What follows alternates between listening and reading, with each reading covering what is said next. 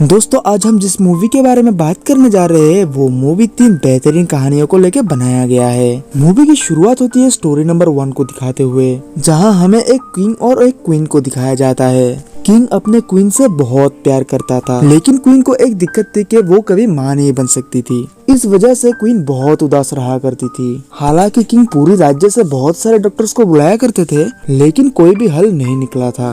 राजा रानी के मनोरंजन के लिए राज दरबार में सर्कस वालों को बुलाया था, लेकिन इन सर्कस वालों में से एक शख्स प्रेग्नेंट औरत की एक्टिंग की थी, जिसे देख रानी का दिल और भी टूट जाता है और रानी वहाँ से दूसरे कमरे में जाकर चीजों को तोड़ने और फोड़ने लगता है। राजा उस रूम में जाकर रानी को शांत करवाता है और तभी वहाँ पे एक अजीब देखने वाला लंबा बुरा आदमी आता है और वो आदमी राजा और रानी से कहता है कि इस मामले में मैं आप लोगों की मदद कर सकता हूँ। तब राजा उस बुरे आदमी को कहता है कि ऐसी बातें बहुत लोगों ने की है, लेकिन कोई भी कुछ नहीं कर पाया। वो बुरा आदमी राजा से कहता है कि अगर तुम लोगों को बच्चा चाहिए तो तुम लोगों को सेक्रीफाइस करना पड़ेगा, यानी कि जान के बदले जान, क्योंकि ये वर्ल्ड एक बैलेंस में चलता है और इस बैलेंस को कायम रखना चाहिए। राजा और रानी उस बुरे आदमी के बात पे एग्री कर देते हैं। वो बुरा आदमी राजा से कहता है कि राजा एक पानी में रहने वाले सी मॉन्स्टर का शिकार करेगा और उसका दिल निकाल लेगा, और इसके बाद उस दिल को कोई ऐसी औरत पकाएगी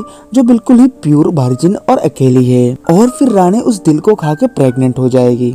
अगले दिन राजा पास की रिवर से एक सी मॉन्स्टर का शिकार करता है और इस शिकार के दौरान राजा बहुत ही ज्यादा घायल हो जाता है और वहीं पे ही दम तोड़ देते हैं। रानी उस दिल को एक काले कपड़े में लपेट के महल ले आती है और उस दिल को महल की एक नौकरानी को पकाने की ऑर्डर देती है, जो कि बिल्कुल ही वर्जिन और सिंगल होती है। वो लेडी सी मॉन्स्टर का दिल को पकाते वक्त जब स्मेल लगती है तब उसे बहुत ही अजीब फील होती है और वो भी प्रेग्नेंट हो जाती है। उसके बाद पकाए हुए दिल को रानी बहुत ही इत्मीनान से खाती है और रानी भी प्रेग्नेंट हो जाती है।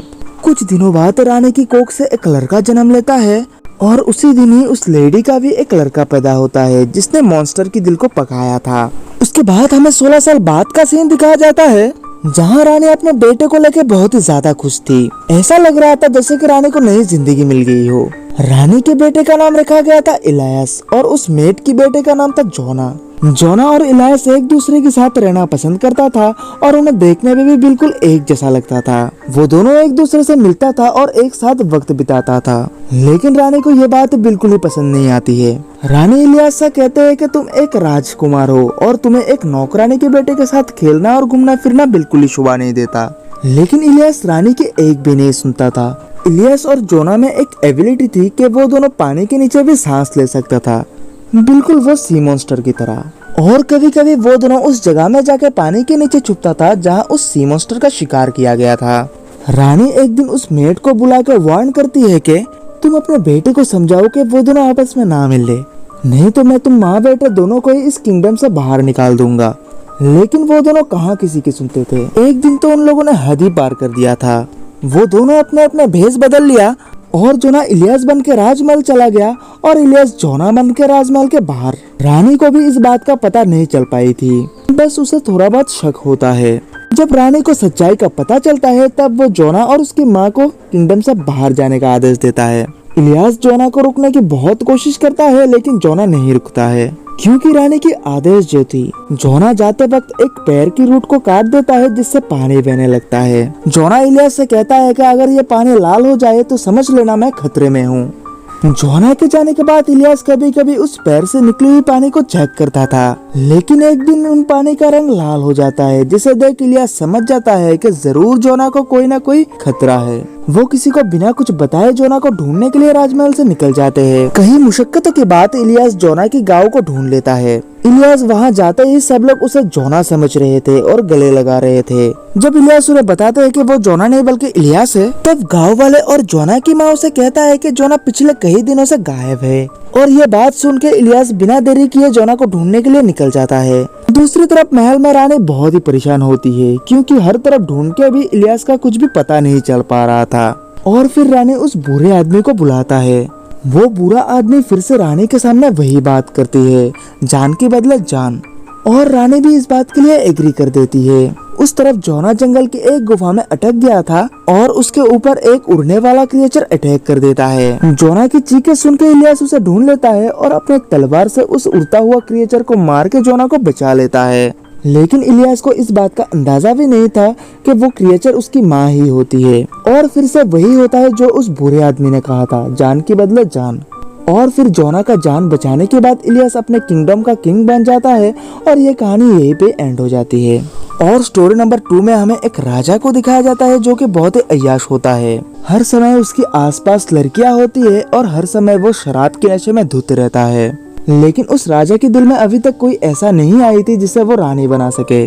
उस राजा के महल के पास ही 2 बुरी औरत रहती थी, जिनमें से एक का नाम डोरा और एक का नाम ईमा था। वो दोनों बुरी औरत की अभी तक शादी नहीं हुई थी और वो दोनों अपने घर से बहुत ही कम बाहर निकलते थे। एक दिन उन दोनों में से कोई एक गाना गा रहे थे जिसे राजा सुन लेता है। वो आवाज बहुत ही प्यारी थी, जिसे सुन के ऐसा बिल्कुल ही नहीं लगता था कि कोई बुरी औरत गा रही हो। इस गाने को सुन के ऐसा लग रहा था कि कोई 17-18 साल की लड़की गा रही हो।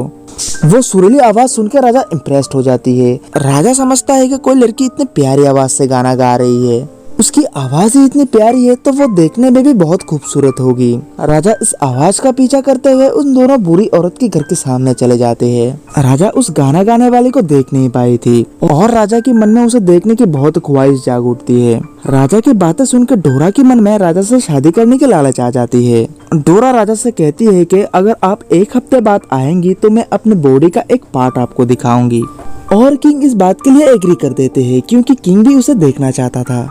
उन दोनों बुरी औरत में से डोरा, जो काफी चालाक और लालची थी, वो अपने उंगली को जवान लड़की की उंगली जैसा दिखाने के लिए उंगली पे एक कपड़े से बांध के रखती है, लेकिन उससे कुछ भी फर्क नहीं पड़ता है। ईमा, जो काफी सीधी सादी और भोली थी, वो 1 हफ्ते तक अपने एक उंगली को अपने मुंह में घुसा के रखता है, जिससे उसकी उंगली काफी हद तक जवान लग रहे थे। 1 हफ्ते हो चुका था, यानी कि राजा भी आने वाला था। राजा जब उंगली देखने आता है तब डोरा चालाकी करके अपनी जगह ईमा की उंगली दिखा देता है, जिसे देख राजा अपने आप को कंट्रोल नहीं कर पा रहे थे। राजा के दिल में डोरा को देखने की चस्का और भी बढ़ गया था। उन लोगों को पता था कि राजा को अगर इस हरकत के बारे में पता चला तो फिर राजा उन लोगों की सरकलम कर देगा, और इसलिए ही डोरा राजा को चालाकी से कहता है कि मैं रात को आपके महल जाऊंगी, लेकिन एक शर्त पे, वहाँ पूरा अंधेरा होना चाहिए, महल की सारे कैंडल्स बुझा देना पड़ेगा। और राजा इस बात से एग्री कर देता है। रात को राजा की एक आदमी डोरा को लेने आता है और डोरा की बात के मुताबिक सारे कैंडल्स लाइट बुझा दिया जाता है। अगली सुबह राजा को कुछ शक होता है कि कुछ न कुछ गड़बड़ तो जरूर है। राजा जब सनलाइट पे देखता है कि उसने एक बुरी औरत के साथ रात बिताया है, तब गुस्से से पागल हो जाते हैं और अपने आदमी उसे कह के डोरा को अपने रूम की खिड़की से बाहर जंगल में फेंक देता है।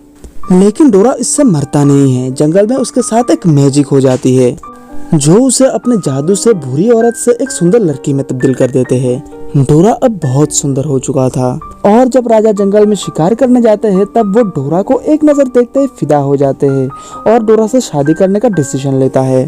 डोरा अपनी बहन ईमा को नहीं भूलती है और वो राज दरबार से अपनी बहन ईमा के लिए महंगे गिफ्ट्स, जेवर और ड्रेस भेजती है। ईमा वही ड्रेस पहन के डोरा और राजा की शादी में जाते हैं। वहीं पे डोरा सारी बातें ईमा को बताती है। तब ईमा भी डोरा जैसा जवान होने की ख्वाहिश करती है। जब ईमा डोरा से पूछती है कि वो इतनी जवान कैसे हुई, तब डोरा उससे कहती है कि मैंने सारे लटकती हुई स्किन निकाल दिया है। ईमा, जो इतनी चालाक नहीं थी, वो इस बात को सच मान बैठती है और एक लोहार से अपने महंगे ऑर्नामेंट्स देने का वादा करती है और बदले में उसकी स्किन उतारने का डील करती है। वो लोहार भी महंगे ऑर्नामेंट्स के लालच में आके ईमा की सारे स्किन उतार देता है और ऐसी हालत में ईमा का बचना नामुमकिन होता है और वो मारा भी जाता है। दूसरी तरफ डोरा का मैजिक भी खत्म होने वाला होता है और वो फिर से बुरी हो रही होती है। जब डोरा समझती है कि वो फिर से पहले रूप में आ रही है, तब वो वहाँ से भाग जाती है और यहीं पे ये कहानी खत्म हो जाती है। कहानी नंबर 3 में भी हमें एक राजा को दिखाया जाता है जो कि हमेशा अपने धुन में ही मस्त रहते थे। उस राजा की एक बेटी भी थी, लेकिन राजा राजकुमारी की देखभाल और रिस्पॉन्सिबिलिटी का पालन ना करके हमेशा अपने धुन में ही मस्त रहता था। राजा एक दिन देखता है कि एक इंसेक्ट उसका खून पी रहा है और राजा इस इंसेक्ट को ना मार के उसे पालने लगता है और हर रोज अपने खून पिलाने लगता है। धीरे धीरे वो इंसेक्ट बड़ा होता गया। वो इंसेक्ट एक आम इंसेक्ट के मुकाबले काफी बड़ा हो चुका था। राजकुमारी भी अब बच्ची से जवान हो चुकी थी और उसकी शादी की उम्र हो चुकी थी, लेकिन राजा राजकुमारी का हाथ पीले करने के बारे में ना सोच के हमेशा अपने इंसेक्ट को लेकर बिजी रहता था। एक दिन वो इंसेक्ट मारा जाता है और राजा उसकी खाल निकाल लेता है और राजा राजकुमारी से कहता है कि अब वक्त आ गया है तुम्हारे लिए दूल्हा ढूंढने का। राजकुमारी खुश होती है ये समझते हुए कि वो अपने मनपसंद इंसान से शादी करेगा, लेकिन राजा शादी के लिए स्वयंवर सभा का आयोजन करता है जहां उस इंसेक्ट का स्किन को लटका दिया जाता है और शर्त यह होता है कि जो बता पाएगा ये स्किन किस प्राणी का है उससे राजकुमारी का शादी करवा दिया जाएगा। सभा में बहुत सारे लोग और राजकुमार आए थे, लेकिन इनमें से कोई भी ये बता नहीं पाया कि ये स्किन किस प्राणी का है। तभी वहाँ दानवों जैसा देखने वाला एक आदमी आता है और वो सिर्फ सूंघ के ही बता देता है कि ये स्किन किस प्राणी का है। ये देख के राजकुमारी वहाँ से उठ के चले जाते हैं। राजकुमारी रोते हुए छत पे सुसाइड करने जाते हैं, लेकिन राजा पीछे से आके उसे रोकती है। राजकुमारी राजा से कहती है कि आप कैसे बाप हो जो अपनी बेटी को एक दानव जैसा बदसूरत देखने वाले इंसान के हवाले कर रहे हो। राजा उसे समझाते हुए कहता है कि बेटी मैं अपने बात से नहीं मुकर सकता हूँ, अब यही तुम्हारी डेस्टिनी है। और आखिरकार राजा राजकुमारी को उस दानव के हाथ में सौंप देता है। वो दानव उसे दूर पहाड़ियों में स्थित एक गुफा में ले जाते हैं। राजकुमारी वहाँ कई दिनों तक रोती है।